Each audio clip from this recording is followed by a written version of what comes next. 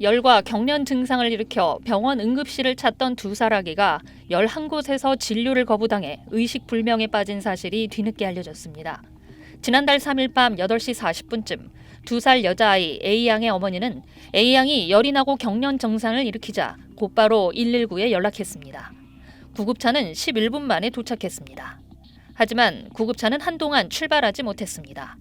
서울과 인천, 경기 등 수도권 서남부 병원 응급실 6곳에 전화했지만 의료진이 없다며 줄줄이 진료를 거부당했기 때문입니다.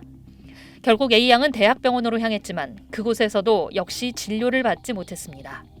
그러는 사이 A양의 상태는 악화됐고 구급차에 동승한 A양의 어머니는 병원 측에 울면서 애원했지만 상황은 달라지지 않았습니다.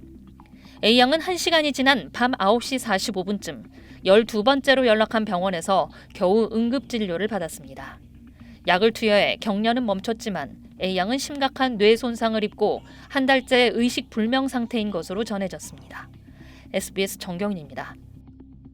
오늘 낮 경기 남부에서 병상 규모가 가장 큰 권역응급의료센터인 아주대병원 응급실 앞 등산하다 넘어져 뇌와 발목을 다친 환자의 보호자가 발을 동동 구릅니다. 그럼 여기서 수술이 안 된다고 그래가지고 저 앞에 개인병원으로 갔었는데 뇌진탕 증세가 있으니까 다시 여기서 입원이 됐는데 의사들이 없대요. 약 5시간을 기다렸다 이렇게 한 거죠. 이 병원엔 하루 평균 110명의 응급 환자가 구급차에 실려 5분 간격으로 밀려오고 있습니다.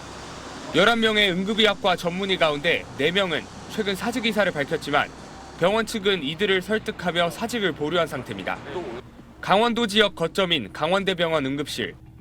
전문의 5명 가운데 최근 2명이 휴직에 들어가면서 결국 소아 응급 환자를 제외하곤 야간 진료를 하지 않기로 했습니다. 응급의학과 전문의 부족으로 인해서 부득이하게 응급의료센터 축소 운영을 결정하게 되었고요. 환자들은 걱정이 큽니다. 말도 안 되는 거죠. 그 만약에 응급 환자가 왔다가 목숨을 잃게 되면 어떻게 돼요? 세종 충남대병원 응급실도 전문의 11명 중 최근 4명이 그만둬 지난달 매주 하루씩 성인 응급실을 휴진했는데 이달부턴 성인 야간 진료까지 아예 하지 않기로 했습니다. 건국대 충주병원 응급실은 전문의 7명 중 5명이 사직해 어제부터 평일 야간과 주말엔 응급실을 운영하지 않고 있습니다. SBS 김지욱입니다. 어제 오전 11시 수원 성빈센트 병원. 구급차를 타고 만삭 임신부가 이곳 응급실에 도착했습니다. 임신부는 구급차 안에서 출산한 상태였습니다. 탯줄이 연결된 상태로 산모의 태반은 뱃속에 있는 상태로 응급실에 내원하였습니다. 임신부의 주소는 경상남도. 응급분만이 가능한 병원을 수소문해 수도권 병원까지 이동하다가 구급차 안에서 아이를 낳은 뒤 겨우 응급실에 도착한 겁니다. 이 병원의 경우 그제 새벽에도 충청남도 태안에 사는 임신부가 구급차 안에서 분만한 뒤 응급실로 온 일이 있었습니다.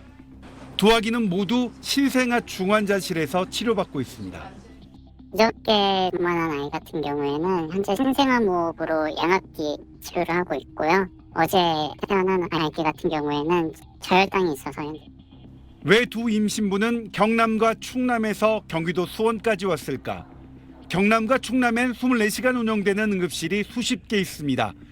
정부는 전국 응급실이 대부분 정상 운영 중이라고 설명합니다. 응급의료기관이 408개가 있습니다. 그중에서 3개를 제외한 405개가 지금 24시간 운영을 하고 있고. 하지만 신생아를 돌볼 당직 소아과 전문의가 없으면 신생아 후속 치료가 불가능해 진통을 시작한 임신부 수용이 어려운 게 응급실의 현실입니다.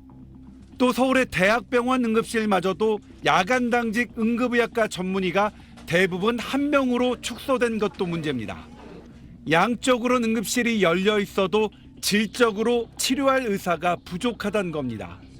정부는 추석 연휴만이라도 전국 29개 응급의료 권역의 중증 전담 응급실을 한 곳 이상 운영하는 등 응급실 안정화를 모색 중이지만 실효성이 있을진 미지수입니다. SBS 조동찬입니다.